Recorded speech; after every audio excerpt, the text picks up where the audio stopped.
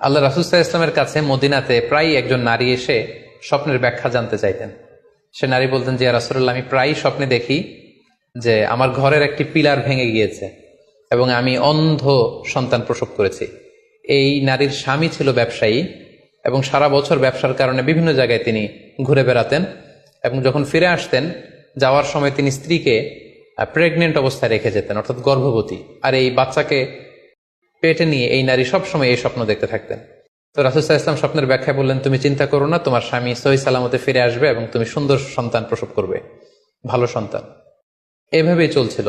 যতবার তার স্বামী ফিরে আসে, সুস্থভাবে ফিরে আসে এবং সে সুন্দর সন্তান জন্ম দিচ্ছিল।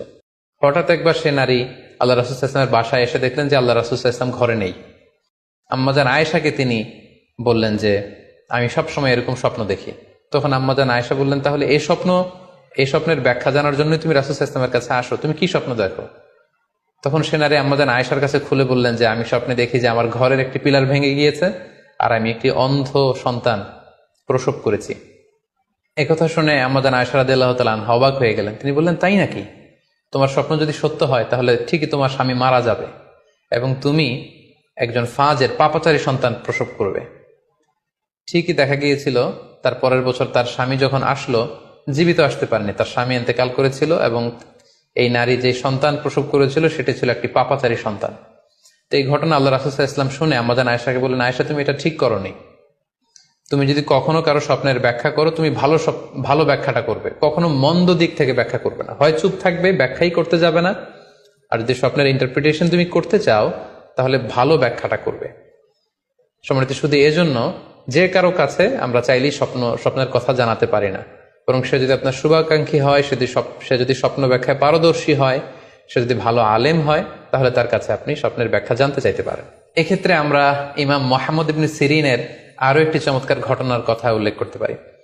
মুহাম্মদ ইবনে সিরিন উনি ছাত্রদেরকে নিয়ে একবার তালিম দিচ্ছিলেন। এ সময় হঠাৎ এক নারী এসে বললেন যে, আমি স্বপ্নের ব্যাখ্যা জানতে চাই, মুহাম্মদ ইবনে সিরিন কোথায়? ছাত্ররা বলল, উনি একটু বাইরে গিয়েছেন। আপনি স্বপ্নে কি দেখেছেন? মহিলাটি বলল যে, আমি স্বপ্নে দেখেছি আমার ছেলে সাগর থেকে শুধু পানি পান করছে। হঠাৎ সেই মজলিস থেকে এক ছাত্র বলল, তাই নাকি? আপনি যদি এই স্বপ্ন দেখে থাকেন তাহলে আপনার বাচ্চাটা মারা যাবে।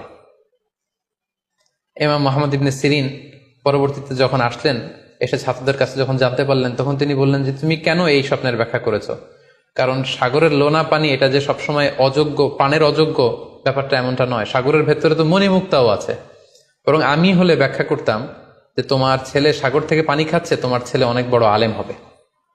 কিছুদিন পরে আরেক লোক এসে মুহাম্মদ ইবনে সিরিনের কাছে জানতে চাইলেন যে, আমি স্বপ্নে দেখছি যে আমার ছেলে সাগর থেকে শুধু পানি নিয়ে খাচ্ছে। তিনি বললেন, আশা করা যায় তোমার ছেলে অনেক বড় আলেম হবে।